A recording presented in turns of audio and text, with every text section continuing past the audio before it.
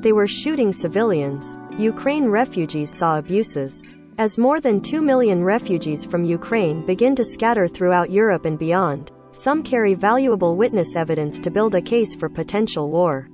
717. Przemysl, Poland. As more than 2 million refugees from Ukraine begin to scatter throughout Europe and beyond, some are carrying valuable witness evidence to build a case for potential war crimes.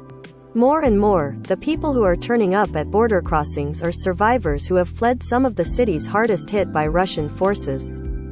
It was very eerie, said Ihor Dikov, one of the many people who crossed the Irpin River outside Kyiv on the slippery wooden planks of a makeshift bridge, after Ukrainians blew up the concrete span to slow the Russian advance. He heard gunshots as he crossed and saw corpses along the road.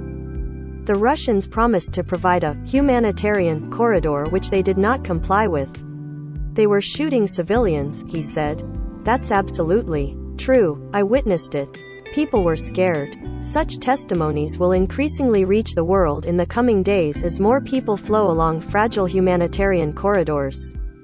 Ukrainian President Volodymyr Zelensky on Wednesday said 3 such corridors were operating from bombarded areas and, in all, about 35,000 people got out.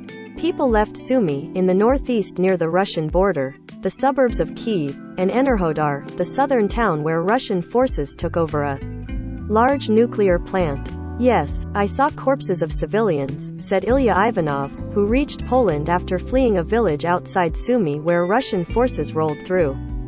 They shoot at civilians with machine guns. More evacuations were announced Thursday as desperate residents sought to leave cities where food, water, medicines and other essentials were running out. In a staggering measure of displacement, Kyiv Mayor Vitaly Klitschko on Thursday said about 2 million people, or every second person, among the capital's residents, have left the metro area.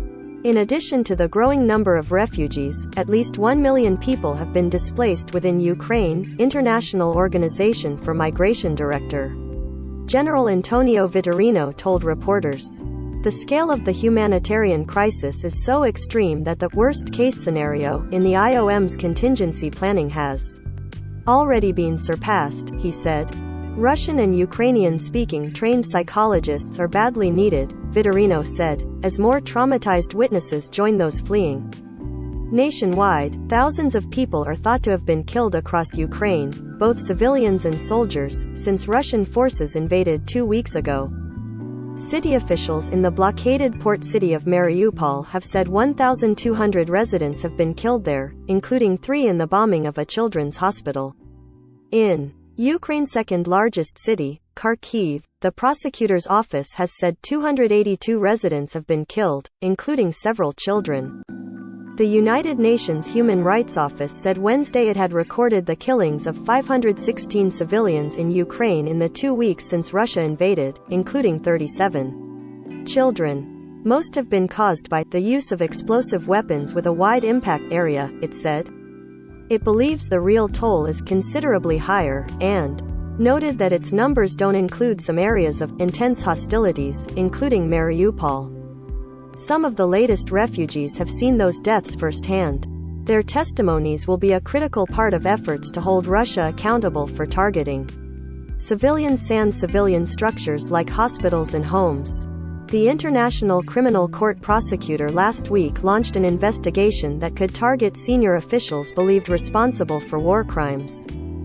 After dozens of the court's member states asked him to act, evidence collection has begun. U.S. Vice President Kamala Harris on Thursday embraced calls for an international war crimes investigation of Russia, expressing outrage over the bombing of the children's hospital in Mariupol. Absolutely, there should be an investigation, and we should all be watching, she said.